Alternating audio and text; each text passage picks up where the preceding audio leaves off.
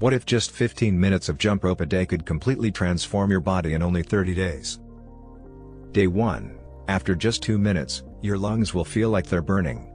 The rope keeps getting tangled around your feet, and your leg muscles hurt like they've been hit with a hammer. You'll think, this is a kid's game. Why is it so hard? Day 3. Now you won't even feel like putting your feet on the ground. Climbing stairs will feel like climbing Mount Everest.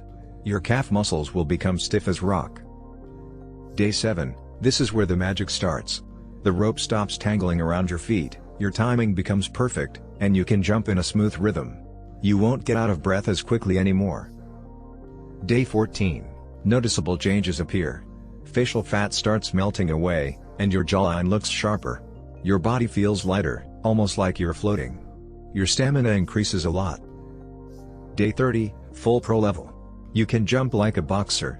Extra body fat melts off, and your legs become incredibly fast, agile, and energetic.